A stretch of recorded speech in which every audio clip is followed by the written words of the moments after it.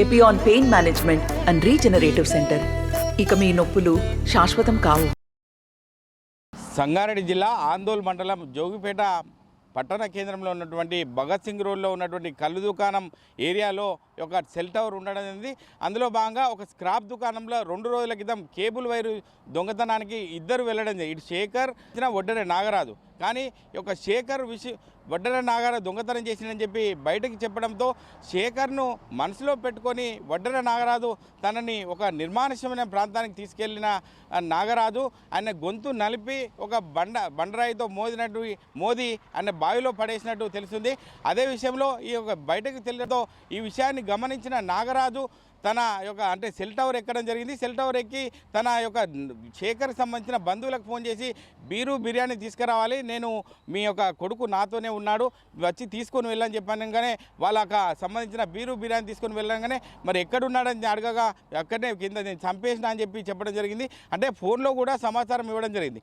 ఏది ఏమైనప్పటికీ చూసుకున్నట్టయితే ఈ యొక్క గతంలో ఈ యొక్క వడ్డెర నాగరాజు 10 మంది వ్యాపారస్తులకు కూడా బెదిరించి చాలా అంటే కూలి పని చేసుకునే నాగరాజు చాలామందిని బెదిరించిన సంఘటన కూడా మనము స్థానికంగా ఉంటే వ్యాపారం ద్వారా తెలుస్తుంది.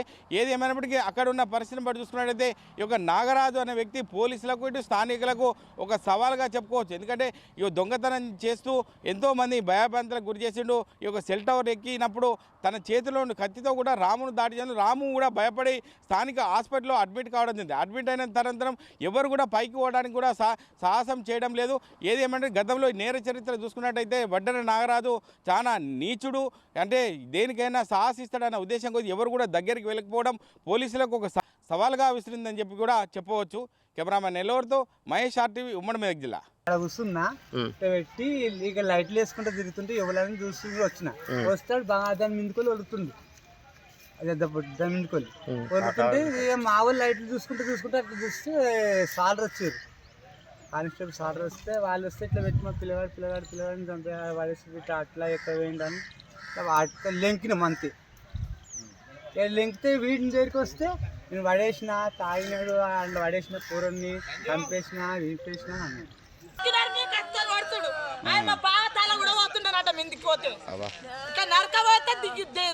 దిక్కింది తినడంట 7 గంటల రాత్రి చంపేసిన నువ్వు 7 గంటల రాత్రి చంపేసిన పిల్లగాడిని జర్రా కాపాడుకోలేవు నువ్వు.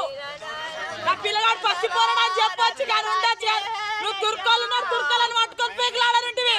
ఈ పిల్లగాడు ఏం చేసినారా నీకు?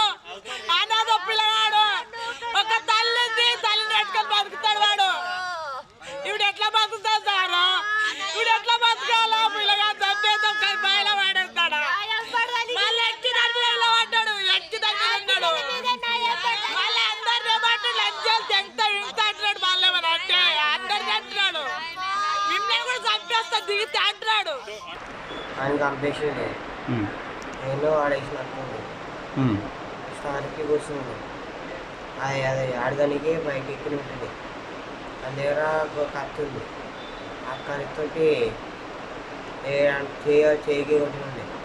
చేయి కూడా ఆపిన వ్యక్తికి ఇష్టం ఉన్నట్టు ఇట్లా కొట్టింది. మావాడు అన్నగాడెక్కింది, ఎత్తి ఇది అన్ని కట్టుకుంటే లాస్ట్కి వెళ్ళా దిగినండి. చిన్న కొడుకు తమ్ముడు శేఖర్ అని చంపి ఆడేసిండు. ఓకే, అది చెప్పంటే చెప్తున్నాడు, చెప్ప అంటున్నాడు. అందుకు స్టార్ ఎక్కినప్పుడు దిగురు అంటున్నాడు. అంత అతను ఉన్నారా మీరు ఒట్టి ఎక్కుతున్నారా అని చెప్తున్నాడు. వాడు ఏం చేశాడు, తీసుకొని చేయి కొట్టాడు. చేయి కొట్టినని మాకు వెళ్ళాడు. మళ్ళీ తీసుకొని మళ్ళీ నెత్తి కొట్టాడు. రక్తం వాడే కూడా మా కొడుకు గప్పని ఇట్లా పట్టుకున్నాడు. అది మెట్ల వెక్కి మెల్లగా దించింది.